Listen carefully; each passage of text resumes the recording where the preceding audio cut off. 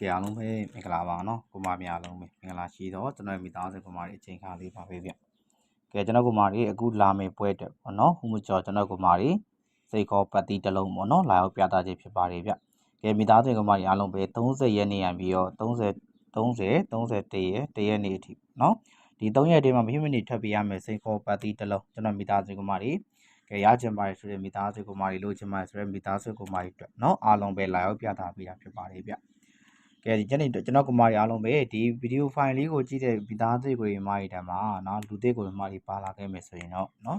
ဒီ channel လေးကိုဒီအားလုံးပဲကျွန်တော်ကိုမများကနော်ဝိုင်းဝန်းပြီးအပ်ထားပြီးပါနော်ကိုမများကျွန်တော်တို့ဟူးမကျော်တင်မှာကျွန်တော်မိသားစုကိုမတွေမဖြစ်မနေထွက်ပေးနေကြနော်စိတ်ခေါ်ပါတီလေးတစ်လုံးနော်ကိုမများဒီခုလာမယ့်ပွဲတက်ကိုတေချာလေးကစားမယ်ဗျနော်မိသားစုကိုမတွေအားလုံးပဲကဲဒါဆိုကျွန်တော်ရဲ့မိသားစုကိုမတွေအခုလာမယ့်ပွဲနော်ဟူးမကျော်အတွင်းမှာထွက်ပေးရမယ်ဖြစ်မနေထွက်ပေးရမယ်ပါတီလေးလုံးတစ်ချက်လေးကျွန်တော်ရဲ့မိသားစုကိုမများလိုက်ကြည့်အောင်ဗျနော်ကြအားလုံးပဲလိုက်လက်မလေးနှိပ်ပြဖို့လည်းတောင်းဆိုပါတယ်ဗျကဲဒါဆိုကျွန်တော်ရဲ့မိသားစုကိုမတွေအားလုံးပဲဒီမှာတစ်ချက်လေးကြည့်အောင်ဗျနော်ဒီ3လုံးပေါင်းခြင်းနဲ့1ရယ်8ရယ်ကျွန်တော်တို့9ရယ်3လုံးပေါင်းခြင်းနဲ့ဒီက1 8 5ဆိုရယ်ဒီ3လုံးပေါင်းခြင်းကိုတစ်ချက်ကြည့်ပါဒီမိသားစုအကိုဒီမတွေအားလုံးပဲမြင်ရလားမသိဘူးနော်1 8 5ဆိုရယ်ဒီ3လုံးပေါင်းကျွန်တော်မိသားစုကမာဒီ4လို့ရပါတယ်တဲ့ဒါဆိုဒီ4ဆိုတဲ့ကျွန်တော်ကမာဒီပတ်သီးဒီတဲ့3ရက်အတွင်းထွက်ပေးရမယ်ပတ်သီးတစ်လုံးဖြစ်ပါတယ်တဲ့ကျွန်တော်ရဲ့မိသားစုကမာဒီ1 8 5 3လုံးပေါင်း4ဖြစ်လို့အဲ့ဒီ4ဒီနောက်3ရက်တော့တွင်1ရက်2ရက်3ရက်တော့တွင်4ပတ်ဒီပါထွက်သွားလဲဆိုတော့90နဲ့မှာ4တဲ့40ဆိုရဲ4တစ်လုံးမှထွက်သွားပါတယ်ဒါဆိုကျွန်တော်ကမာဒီတဲ့တစ်ချိန်เนาะအားလုံးပဲကြည့်ထားပြီးပါတဲ့ဒါဆိုဒီကျွန်တော်ကိုမများတဲ့ဒီ4ဘတ်တီးဒီ1ရက်2ရက်3ရက်တော့တင်94 40ဆိုပြီးထွက်သွားပါတယ်တဲ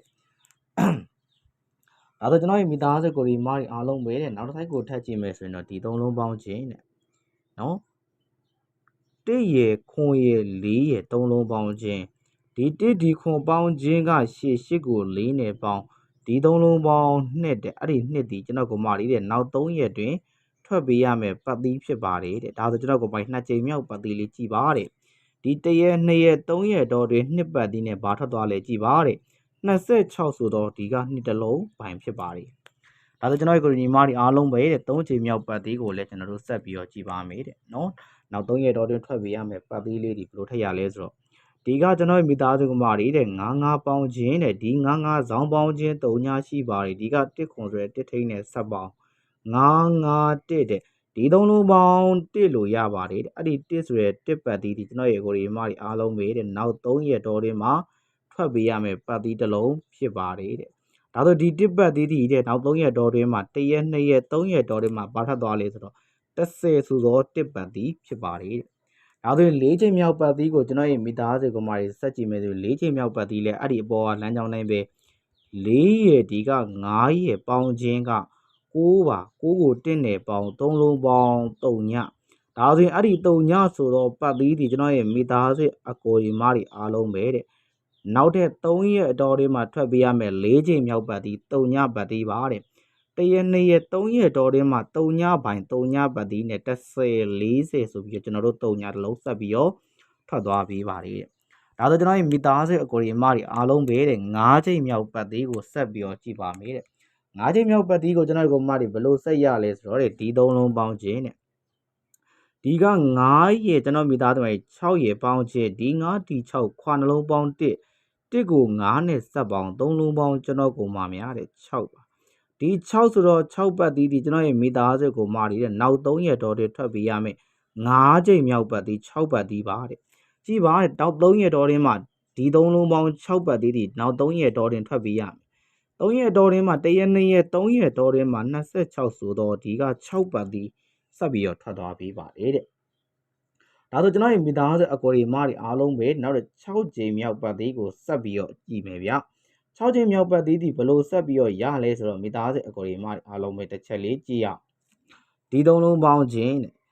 1ရယ်ခွန်ရယ်4ရယ်3လုံးပေါင်းခြင်း1ခွန်2ပြားပေါင်းက8ပါ8ကို4နဲ့ပေါင်းဒီ3လုံးပေါင်း2အဲ့ဒီ2ဆိုတော့ပတ်သီးဒီကျွန်တော်ရဲ့မိသားစုကမတွေနောက်3ရက်တော်တင်ထွက်ပေးရမယ်6ချိန်မြောက်ပတ်သီးဖြစ်တယ်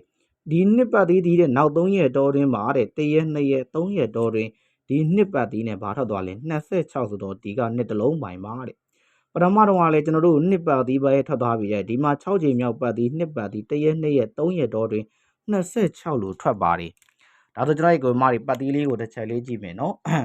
်ဒါဆိုကျွန်တော်ရဲ့မိသားစုအကိုတွေမတွေအားလုံးပဲတဲ့9ချိန်မြောက်ပတ်သည်ကိုကျွန်တော်ဆက်ကြည့်ပါမယ်တဲ့ဒါဆို9ချိန်မြောက်ပတ်သည်ဒီဘလို့ဆက်ရလဲဆိုတော့တစ်ချက်ဆက်ကြည့်မယ်ဗျဒီသုံးလုံးပေါင်းတဲ့အကိုမများအားလုံးပဲဟောဒီကကျွန်တော်ကိုမတွေတစ်ချက်ကြည့်ပါနော်1ရက်2ရက်ဒီနှလုံးပေါင်းကျွန်တော်ရဲ့ကိုတွေမတွေ3ရှိပါတယ်ဒီက9ဆက်ပေါင်း3လုံးပေါင်းဘာလို့ရလဲတဲ့1ရက်2ရက်ပေါင်းခြင်း1နှစ်ပေါင်းခြင်းက3 3ကို9ပေါင်း3လုံးပေါင်း3ညဒါဆို9ချိန်မြောက်ပတ်သည်3ညပတ်သည်ဒီကျွန်တော်ရဲ့မိသားစုကမတွေတဲ့နောက်3ရက်တော်တွင်ထွက်ပေးရမယ်ဒီမှာ9ချိန်မြောက်ပတ်သည်3ညပတ်သည်ပါတဲ့1ရက်2ရက်3ရက်တော်တွင်3ညပိုင်ပတ်သည်ကျွန်တော်ကမတွေတဲ့30 40ဆိုပြီးကျွန်တော်တို့ထွက်ထားပါတယ်ဟုတ်ပြီနော်ဒါဆို9ချိန်မြောက်ပတ်သည်ပြီးတော့10ချိန်မြောက်ပတ်သည်ကိုတစ်ချက်ကြည့်ပါ9ချိန်မြောက်ပတ်သည်3ညပတ်သည်1ရက်2ရက်3ရက်တော်တွင်30 40ထွက်ထားတယ်3ညပတ်သည်ဒါဆို9ချိန်မြောက်ပြီးတော့10ချိန်မြောက်ပတ်သည်စက်ကြည့်ပါဒီသုံးလုံးပေါင်းခြင်းခွန်ရဲ့9ရဲ့ဒီနှစ်ပြားပေါင်းတော့နှစ်ကို4နဲ့ပေါင်း3လုံးပေါင်း6တဲ့ဒါဆိုအဲ့ဒီ6ဆိုတော့ပတ်သည်ဒီကျွန်တော်ရဲ့မိသားစုအကိုတွေမတွေတဲ့နောက်3ရက်အတွင်းထွက်ပေးရမယ်10ချိန်မြောက်ပတ်သည်ဖြစ်တယ်ဒီ6ပတ်သည်ဒီနောက်3ရက်တော်တွင်ထွက်ပေးရမယ်ကျွန်တော်တို့ပတ်သည်ဖြစ်တယ်1ရက်2ရက်3ရက်တော်တွင်ဒီ6ပတ်သည်ဘာထွက်သွားလဲ26ဆိုတော့ဒီမှာ6လုံးဆက်ပြီးတော့ထွက်သွားတယ်ဒီ3ရက်တော်တွင်ဖြစ်မဖြစ်မနေထွက်ပေးရမယ်ဘိုင်းပတ်သည်လေးတွေပါကျွန်တော်ရဲ့မိသားစုကမတွေတဲ့ဒါဆိုရင်သူ့ပင်အောက်ကိုဆက်ကြည့်မယ်ဒီမှာကျွန်တော်ကိုမများအပေါ်ပင်ပေါ်လမ်းကြောင်းနေပဲဒါဆိုကျွန်တော်ကိုမတွေတဲ့ဒီမှာကျွန်တော်10ချိန်မြောက်ပတ်သည်ထိဒီမှာထွက်ထားပြပါပြီဟုတ်ပြီဒါဆိုသူ့ပင်အောက်ကိုဆက်ကြည့်မယ်အပေါ်ပင်ပေါ်ဆိုင်တိုင်းပဲဟောဒီမှာကျွန်တော်ပထမချိန်ကျွန်တော်ဒီ3လုံးပေါင်း4ပတ်သည်ရခဲ့သလိုပဲတဲ့ဟောဒီက3လုံးပေါင်းချင်း3ည9 4ဆိုရယ်ဒီ3လုံးပေါင်း3ညရဲ့9ရဲ့4ရဲ့ဒီ3လုံးပေါင်း3နဲ့အဲ့ဒီ3လုံးပေါင်း3ဒီကျွန်တော်ကိုမတွေနောက်3ရက်တော်တွေထွက်ပေးရမယ်ကျွန်တော်တို့ပတ်သည်တစ်လုံးဖြစ်ပါတယ်ဒါဆိုကျွန်တော်ကိုမတွေအားလုံးပဲပထမတစ်ကြိမ်မြောက်ကျွန်တော်ကိုမတွေ3ပတ်သည်ဒီနောက်3ရက်တော်တွင်ထွက်ပေးရမယ်ပတ်သည်တစ်လုံးဖြစ်ပါတယ်တဲ့ဒါဆိုဒီ3ပတ်သည်ဒီ1ရက်2ရက်3ရက်တော်တွင်ဘာထွက်သွားလဲတဲ့1 3ဆိုတော့ဒီက3တစ်လုံး3ရက်တော်တွင်ထွက်သွားပါတယ်ဒီ3ပတ်သည်ပါတယ်ဒါဆိုရင်2ကြိမ်မြောက်ပတ်သည်ကျွန်တော်ထပ်ကြည့်မယ်ကျွန်တော်ကိုမတွေ2ကြိမ်မြောက်ပတ်သည်ဘယ်လိုယူခဲ့လဲဆိုတော့ဒီ3လုံးပေါင်းနဲ့ဒီ3လုံးပေါင်း2ကကျွန်တော်ဒီ3ရက်တော်တွင်ထွက်ပေးခဲ့သလိုပဲဟာဒီမှာဆိုလို့ရှိရင်လေ3ညရေ6ရေ9ရေဆိုတော့3လုံးပေါင်းခြင်း3ည6ပေါင်းခြင်း6ကို9နဲ့ပေါင်း3လုံးပေါင်း9အဲ့ဒီ9ပတ်သည်တဲ့ကျွန်တော်ရဲ့အကိုတွေမတွေအားလုံးပဲနောက်3ရက်အတွင်းထွက်ပေးရမယ်2ကြိမ်မြောက်ပတ်သည်9ပတ်သည်ကျွန်တော်ကမတွေတဲ့2ကြိမ်မြောက်ပတ်သည်9ပတ်သည်နောက်3ရက်တော်တွင်ထွက်ပေးရပါမယ်1ရက်2ရက်3ရက်တော်တွင်မှာ52ကျွန်တော်တို့98ဆိုပြီးတော့ကျွန်တော်3ရက်တော်တွင်မှာဒီ9ပတ်သည်ထွက်သွားပြီတဲ့ဒါဆိုကျွန်တော်ရဲ့မိသားစုအကိုတွေမတွေအားလုံးပဲကျွန်တော်တို့ဒီမှာဆက်ကြည့်ပါတဲ့3ချိန်မြောက်ပတ်သည်ကိုဆက်ကြည့်ပေးပါဒီ3လုံးပေါင်း1က3ရက်တော်တွင်မှာ1ထွက်ပေးသလိုပဲဟာဒီမှာဆိုလို့ရှိရင်ကျွန်တော်တို့ဒီက4ပေါင်းခြင်းဒီကျွန်တော်ကိုမတွေ8ပါအဲ့ဒီ8ကိုဟောဒီက2နဲ့ဆက်ပေါင်းပါတဲ့4ဆိုရဲဒီ3လုံးပေါင်းကကျွန်တော်မိသားစုကမတွေ3ညလို့ရအဲ့ဒီ3ညဆိုတော့ဘိုင်ပတ်သည်တဲ့3ချိန်မြောက်ပတ်သည်3ညပတ်သည်ဖြစ်ပါတယ်အဲ့3ချိန်မြောက်ပတ်သည်3ညပတ်သည်ဒီလေနောက်3ရက်တော်တင်မဖြစ်မနေထွက်ပေးရမယ်ပတ်သည်တစ်လုံးဖြစ်ပါတယ်တဲ့ဒါဆိုမိသားစုကမကြည့်ပါဒီ3ညပတ်သည်1ရက်2ရက်3ရက်တော်တင်မှာ20ဆိုတော့3ညတစ်လုံးမှဆက်ပြီးကြပေးတယ်ဒါဆိုရင်4ချိန်မြောက်ပတ်သည်ကိုကြည့်ရမယ်ဆိုရင်ဒီ3လုံးပေါင်း3ညကလည်း3ရက်တော်တင်ထွက်ပေးခဲ့သလိုပဲဟာဒီက99ဆိုရဲခွာနှလုံးပေါင်းခြင်းဒီ99ဆိုရဲခွာနှလုံးပေါင်းခြင်းဒီ8ပါတဲ့အဲ့ဒီ8ကိုဟောဒီက3ညနဲ့ပေါင်း3လုံးပေါင်း8တဲ့ဒါဆိုရင်အဲ့ဒီ8ပတ်သည်အကူမများအလုံးပဲနောက်3ရက်အတွင်းထွက်ပေးရမယ်ဘိုင်ပတ်သည်ဖြစ်ပါတယ်တဲ့ဒါဆိုရင်4ချိန်မြောက်ပတ်သည်ဒီလဲတဲ့8ပတ်သည်လို့ဖြစ်ပါတယ်ဒါဆိုကြည့်ပါတစ်ချက်လေးကူမများဒီ8ပတ်သည်ဒီ1ရက်2ရက်3ရက်တော်တင်းမှာ58ဆိုတော့8ပတ်သည်ဆက်ပြီးတော့ကြပေးပါတယ်တဲ့ဒါဆိုကျွန်တော်ရဲ့မိသားစုကမတွေတဲ့ဟောဒီမှာ4ချိန်မြောက်ပတ်သည်ပြီးတော့5ချိန်မြောက်ပတ်သည်ကိုဆက်ကြည့်ပေးပါ5ချိန်မြောက်ပတ်သည်ဒီဘယ်လိုရလဲဆိုတော့အကူမများတဲ့ဒီ3လုံးပေါင်း9 6 5 3လုံးပေါင်း6ပတ်သည်3ရက်တော်ထွက်ပေးခဲ့သလိုပ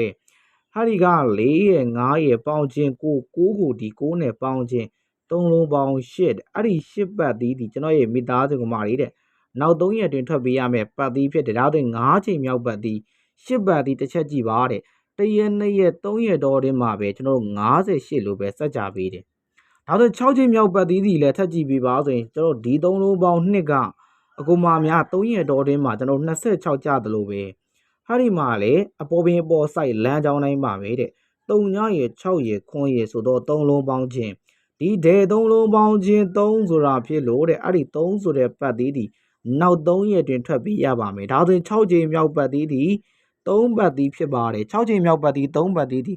နောက်တဲ့1ရက်2ရက်3ရက်တော်တွင်မှာဒီ3ပတ်သီးထွက်ပြီးရမှာထွက်တော့လေ1 3ဆိုတော့3ပတ်သီးပါတယ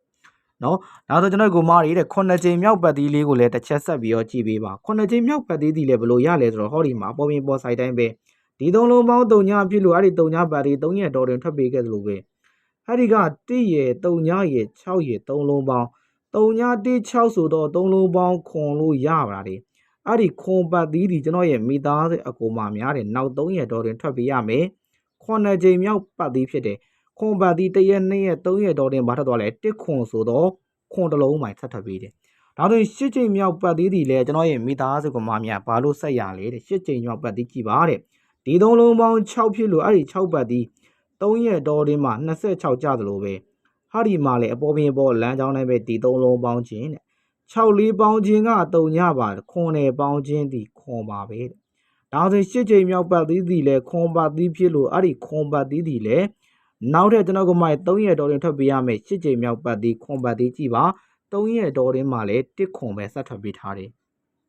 ဟုတ်ပြီနော်ဒါဆိုရင်အပေါ်မှာလည်းကျွန်တော်ကမှ8ချိန်သုံးပတ်သီးဒီ3ရက်အတွင်းမှာထွက်ထားတဲ့ပတ်သီးတွေကြီးပဲဟာဒီမှာလဲကျွန်တော်ကမှ8ချိန်သောပတ်သီးတွေလဲပတ်သီး8ချိန်လုံးကလည်း3ရက်မကျော်ပဲထွက်ထားတဲ့ပတ်သီးတွေကြီးပဲဒီ8ချိန်လုံးဟုတ်ပြီနော်ကဲဒါဆိုရင်ကျွန်တော်ရဲ့မိသားစုကမှကျွန်တော်ဒီတစ်ပတ်ဟူးမကျော်အတွင်းမှာထွက်ပေးရမယ်ပတ်သီးလေးကိုတစ်ချက်လေးကြည့်အောင်ဒီတစ်ပတ်ကျွန်တော်ကမှတဲ့ဟူးမကျော်အတွင်းမှာထွက်ပေးရမယ်ပတ်သီးလေးဒီဘာပတ်သီးလေးလဲဆိုတော့ဟောဒီမှာလာပါပြီဗျမိသားစုအကိုတွေမတွေအားလုံးပဲတစ်ချက်လေးကြည့်အောင်နော်အားလုံးပဲလိုက်လက်မလေးနှိပ်ပေးပါလူသစ်ကိုမတွေပါလာခဲ့မယ်ဆိုရင်ဒီ channel လေးကိုအပ်ပေးဖို့တောင်းဆိုပါတယ်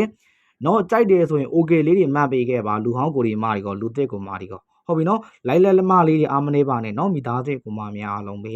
ကဲဒါဆိုပေါ်ပင်ပေါ် site တိုင်းပဲကြည့်မယ်ဗျပထမချိန်ရခဲ့တဲ့ site ကျန်လမ်းကြောင်းတိုင်းပဲဒီ3လုံးပေါင်း3က3ရက်တော်တွင်ထွက်ပေးခဲ့သလိုပဲအပေါ်ပင်ပေါ်မူ site တိုင်းပဲတဲ့3လုံးပေါင်းခြင်း2ရက်1ရက်ခွန်ရက်3လုံးပေါင်းခြင်းဘာလို့ရလဲ2 1ခွန်ဒီ3လုံးပေါင်းက3ညပါတဲ့အဲ့ဒီ3ညဆိုတော့ပတ်သီးဒီကျွန်တော်ရဲ့မိသားစုကမာတွေနောက်3ရက်တော်တွင်းမှာထွက်ပေးရမယ်ပထမတစ်ကြိမ်ကျွန်တော်ကမာတွေပတ်သီးဖြစ်တယ်အပေါ်ပင်ပေါ်ဆိုင်တိုင်းပဲနော်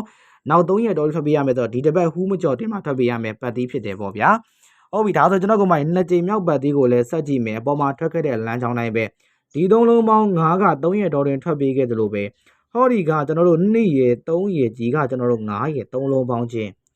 းနှစ်3ပေါင်းခြင်းက9ဒီ9နဲ့ပေါင်းခြင်း3လုံးပေါင်း3ညဖြစ်လို့အဲ့ဒီ3ညဆိုတော့ပတ်သီးဒီလဲတဲ့နောက်3ရက်တော်တွင်မှာထွက်ပေးရမယ်2ကြိမ်မြောက်ပတ်သီး3ညပတ်သီးလိုပဲဖြစ်ပါတယ်ဒီတစ်ပတ်ဟူးမကျော်တင်တော့ကိုမတွေအားလုံးပဲဒါဆိုရင်3ကြိမ်မြောက်ပတ်သီးကိုလည်းဆက်ကြည့်ပေးပါဆိုတော့ကျွန်တော်ပေါ်ပင်ပေါ်ထွက်လာတဲ့အတိုင်းပဲဆိုရင်တော့ဒီ3လုံးပေါင်း3ညကလည်း3ရက်တော်တွင်ထွက်ပေးခဲ့သလိုပဲတိရေကျွန်တော်ကမတွေဒီက2ရေခွန်ရေ3လုံးပေါင်းခြင်းနဲ့အပေါ်ပင်ပေါ်ဆိုင်တိုင်းပဲဒါဆိုကျွန်တော်ရဲ့မိသားစုကမတွေတိရေ2ရေခွန်ရေ3လုံးပေါင်းခြင်းကျွန်တော်တို့3ညဖြစ်လို့အဲ့ဒီ3ညဆိုတော့ပတ်သီးနောက်3ရက်တော်ထဲမှာထွက်ပေးရမယ်ပတ်သီးဖြစ်ပါတယ်တဲ့ကျွန်တော်ရဲ့ကမတွေဒီ3ညပတ်သီးဒီ3ရက်တော်ထဲမှာထွက်ပေးရပါမယ်3ချိန်မြောက်ပတ်သီး3ညပတ်သီးပဲဒါဆိုရင်4ချိန်မြောက်ပတ်သီးကိုစက်ကြည့်ပါပေါ်ပင်ပေါ်ဆိုင်တိုင်းပဲတဲ့ဒီ3လုံးပေါင်း8က3ရက်တော်တွင်ထွက်ပေးခဲ့တယ်ဟောဒီမှာ58လမ်းကြောင်းလေးပဲဟာဒီမှာဆိုလို့ရှိရင်ကျွန်တော်ရဲ့မိသားစုကမှဒီ3လုံးပေါင်းခြင်း9 3ညတယ်3လုံးပေါင်းခြင်းလဲ3ညပါပဲဒါဆိုဒီ3ညတွေနောက်3ရက်အတော်တွင်းမှာမပြတ်မနေထွက်ပေးရမယ်4ချိန်မြောက်ပတ်သီးဖြစ်ပါတယ်တဲ့ဒီ3ညဒီလဲ4ချိန်မြောက်ကျွန်တော်ရထားတဲ့ပတ်သီးဖြစ်ပါတယ်3ရက်အတော်တွင်းမှာထွက်ပေးရမယ်ပတ်သီးပါတဲ့ဒါဆိုကျွန်တော်ရဲ့မိသားစုကမှ9ချိန်မြောက်ပတ်သီးကိုစက်မှန်လို့ကြည့်ပါတဲ့အပေါ်ပင်ပေါ် site တိုင်းပဲဒီမှာကျွန်တော်ကမှဒီ9ချိန်မြောက်ပတ်သီး10ပတ်သီး3ရက်တော်တွင်းမှာထွက်ပေးခဲ့တဲ့လမ်းကြောင်းတိုင်းပဲဒီ3လုံးပေါင်း8က3ရက်တော်တွင်ထွက်ပေးခဲ့သလိုပဲတဲ့ဟာဒီမှာမိသားစုကမှပပိုင်နိုင်ကစားခြင်းနဲ့ဆိုတဲ့မိသားစုကမှရှိဝင်လာခဲ့အကျွေးချေခြင်းနဲ့အမြရခြင်းနဲ့ဆိုတဲ့မိသားစုကမှတကိုယ်တော့တီးတန့်လေးကျွန်တော်ရှာပြပေးထားတာကြိုက်တယ်ဆိုရင် okay လေးမှန်းခဲ့ပါဟုတ်ပြီနော်ရှာအကျိုးလေးနောက်ပြင်မှန်းခံအကျိုးလေးနောက်လို့ပါဟုတ်ပြီနော် ခွန်ရှစ်ပေါင်းချင်း9ကိုဒီ3ညနေပေါင်း3လုံးပေါင်း3ညအဲ့ဒီ3ညဆိုတော့ဘိုင်ပတ်သည်ဒီလေနောက်3ရက်တော်တင်ထွက်ပေးရမယ်9ချိန်မြောက်ပတ်သည်3ညပတ်သည်ဖြစ်တယ်ဒါဆို6ချိန်မြောက်ပတ်သည်3ပတ်သည်ဒီ3ရက်တော်တင်မှာထွက်ပေးခဲ့တဲ့လမ်းကြောင်းတိုင်းပဲဒီ3လုံးပေါင်း3က3ပတ်သည်ဒီ3ရက်တော်တင်ထွက်ပေးခဲ့တယ်လို့ပဲဟာဒီမှာနောက်3ရက်တော်တင်ထွက်ပေးရမယ်ပတ်သည်တစ်လုံးစက်ကြည့်ပါ2ရက်3ရက်ပေါင်း9ဒီ9နဲ့ပေါင်းခြင်းစီလေ3ညအဲ့ဒီ3ညဆိုတော့ဘိုင်ပတ်သည်ဒီတဲ့နောက်3ရက်တော်တွေထွက်ပေးရမယ်6ချိန်မြောက်ပတ်သည်ဆက်ဖြစ်ပါတယ်ဒီ3ညပတ်သည်နောက်3ရက်တွေထွက်ပေးရမယ်6ချိန်မြောက်ပတ်သည်ဖြစ်ပါတယ်တဲ့ဒါသွင်းမိသားစုကိုဒီမာရီအားလုံးပဲအပေါ်ပင်ပေါ်လမ်းကြောင်းတွေပဲ9ချိန်မြောက်ပတ်သည်ကိုဆက်ကြည့်ပါ9ချိန်မြောက်ပတ်သည်ခွန်ပတ်သည်3ရက်တော်တွင်ထွက်ပေးခဲ့သလိုပဲဟာဒီမှာဆက်ကြည့်မယ်ဒီ3လုံးပေါင်းခွန်က3ရက်တော်တွင်ထွက်ပေးခဲ့သလိုပဲတဲ့ဟာဒီက9ရက်2ရက်3ရက်ဒီ3လုံးပေါင်းချင်းဒါသွင်း2 5 30 3လုံးပေါင်းချင်းဒီလေ3ညလို့ဖြစ်တယ်ဒါသွင်းဒီ3ညဆိုတော့ပိုင်ပတ်သည်ဒီလေနောက်3ရက်တော်တွင်ထွက်ပေးရမယ်9ချိန်မြောက်ပိုင်ပတ်သည်ဖြစ်တယ်ဒါဆိုဒီမှာ3ညပိုင်ပတ်သည်ဒီလေနောက်3ရက်တော်တွင်ထွက်ပေးရမယ်ဘိုင်ပတ်သည်လို့ဆက်ရထားတယ်ဗျာဒါဆို8ချိန်မြောက်ပတ်သည်ကိုလည်းဆက်ကြည့်ပါဆိုဒီ8ချိန်မြောက်ပတ်သည်ခွန်ပတ်သည်ဒီလည်း3ရက်တော်တင်ထွက်ထားသလိုပဲဒီ3လုံးပေါင်းခွန်က3ရက်တော်တင်တစ်ခွန်ထားထားတယ်ဒါဆိုရင်လည်းဒီမှာလည်းအဲ့ဒီလမ်းကြောင်းလေးပဲဆက်ကြည့်မယ်8ချိန်မြောက်ပတ်သည်တိုင်းပဲ3ရက်2ရက်5ရက်3လုံးပေါင်းချင်းဒီလည်း3ညလို့ဖြစ်လို့အဲ့ဒီ3ညပတ်သည်ဒီနောက်3ရက်တော်တင်ထွက်ပေးရမယ်8ချိန်မြောက်ပတ်သည်လို့ပဲဆက်ဖြစ်ထားပါတယ်ဒါဆိုရင်ကျွန်တော်မိသားစုကမားတွေအားလုံးပဲကျွန်တော်တို့ဒီအပေါ်မှာတကြိမ်ရပြီးတော့8ကြိမ်ဒီထွက်ထားတဲ့ပတ်သီးတွေအကုန်လုံးဒီ3ရက်တော်တွေမဖြစ်မနေထွက်ထားတဲ့ပတ်သီးတွေကြီးပဲဖြစ်တယ်ဒီမှာတကြိမ်ရရင်8ကြိမ်အထိကျွန်တော်ကမှပတ်သီးတွေအကုန်လုံးကလည်း3ရက်တော်တွေမဖြစ်မနေထွက်ထားတဲ့ပတ်သီးတွေကြီးပဲဗျဒါဆိုရင်ဟောဒီမှာကျွန်တော်ကမှများတကြိမ်ရရင်8ကြိမ်ရထားတဲ့ပတ်သီးတွေလည်း3ညပတ်သီးဖြစ်ပါတယ်ဒီတစ်ပတ်လာမဲ့ပတ်သီးကျွန်တော်ကမှလာမဲ့ပတ်အတွက်ဘိုင်ပတ်သီးတွေကျွန်တော်ရဲ့မိသားစုကမှတွေဘာပတ်သီးလေးလဲဆိုတော့ဟာဒီမှာကျွန်တော်ပြောပေးမယ်နော်ဟုတ်တယ်3ညဘိုင်ပတ်သီးဖြစ်ပါတယ်တဲ့ကျွန်တော်ရဲ့မိသားစုအကိုတွေမတွေဒီတစ်ပတ်ကျွန်တော်တို့ကမားဒီဟူးမကြော့ဘိုင်ပတ်သေးဒီ3ညဘိုင်3ညပတ်သေးဖြစ်ပါတယ်ဗျဒီခု30ရက်နေ့ကစပြီးတော့1ရက်နေ့အထိဟူးမကြော့3ရက်တော်လေးမှာမဖြစ်မနေထွက်ပေးရမယ်ပတ်သေးဒီ3ညဘိုင်ပတ်သေးဖြစ်ပါတယ်ဗျဟုတ်ပြီဒါဆိုကျွန်တော်ရဲ့မိသားစုကမားတွေတခုပြောချင်တာကဒီတစ်ပတ်တည်းကျွန်တော်ရဲ့ကိုမားတွေစိန်ခုံမင်းနဲ့ယူမဲအကိုမားတွေအားလုံးပဲနော်ဘိုင်ပတ်သေး3ညဘိုင်3ညပတ်သေးနဲ့တို့ကျွန်တော်ကမားတွေစိန်ခုံမင်းကနေကိုလိုချင်ပါတယ်ရချင်ပါတယ်ဆိုတဲ့မိသားစုကိုတွေမားတွေရှိရင်ကျွန်တော်ခုချပြပြီးထားတဲ့ကျွန်တော်ရဲ့ကိုမတွေ3ညာကို6ခွန်5ခွန်3ညာ5 933ဆိုတဲ့ရိုးဖုံးမက်စစ်ကလေးရပြီကျွန်တော်ရဲ့မိသားစုကမတွေလာခိုင်းတာပါဒီတစ်ပတ်ဟူးမကြော့တင်းမှာ2ကြိမ်3ကြိမ်စတိုက်လေးပေါက်ချင်ပါတယ်ရချင်ပါတယ်ဆိုတဲ့ကိုတွေမတွေအားလုံးပဲဒီတစ်ပတ်အတွက်စိန်ခုံမွေးကနေမွေးပတ်သီးကို3ညာပိုင်ပတ်သီးရဲ့စိန်ခုံမွေးကနေကိုကျွန်တော်ရဲ့ကိုမတွေအားလုံးပဲ6ခွန်5ခွန်3ညာ5 933ဆိုတဲ့ရိုးဖုံးမက်စစ်ကလေးရရင်ပို့ပေးပါမယ်နော်ဟူးမကြော့အတွင်းထွက်ပြရမယ့်ပတ်သီးဒီ3ညပိုင်ပတ်သီးဖြစ်ပါတယ်စိန်ခုံမွေးကနဲ့မွေးပတ်သီးလိုချင်ပါတယ်ဆိုတဲ့မိသားစုအကိုတွေမတွေအားလုံးက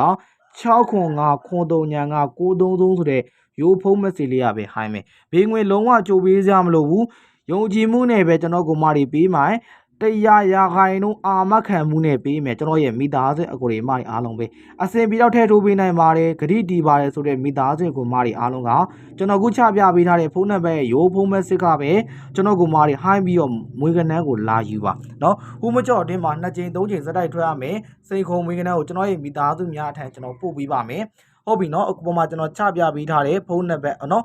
လာဟိုင်းပေးပါကျွန်တော်ရဲ့မိသားစုကိုတွေမတွေအားလုံးပဲဒီတစ်ပတ်တည်းမဖြစ်မနေထွက်ပေးရမယ်ပတ်သီးဒီ3ညဘိုင်ပတ်သီးဖြစ်တယ်ဗျာစိန်ခုံမွေးကနန်းနဲ့မွေးပတ်သီးယူမဲကိုတွေမတွေအားလုံးကဒီကလေးရဲ့ message ကိုလာပြီးတော့ဟိုင်းထားပြီးမယ်ကျွန်တော်ရဲ့မိသားစုကမတွေအားလုံးပဲအခုတည်းကဟိုင်းထားပြီးပါကျွန်တော်ကမတွေအားလုံးပဲကျွန်တော်တနင်္လာနေ့ညကျွန်တော်စတင်ပို့ပေးပါမယ်ဟုတ်ပြီနော်အားလုံးပဲကွက်လက်ပါပေါက်ကြပါစေကျွန်တော်ကမများအကျွေးကျစိန်ခုံမွေးကနန်းဘူးမကြော်တင်းမှာ2ကြိမ်3ကြိမ်ပေါက်ရမယ်ကျွန်တော်ရဲ့ကမများအားလုံးပဲလိုချင်တယ်ရချင်တယ်ဆိုကျွန်တော်ခုချပြပေးထားတဲ့ရိုးဖုံးမက်စစ်ကလေးရပဲကျွန်တော်ရဲ့မိသားစုကမလာဟိုင်းထားပြီးပါဗျ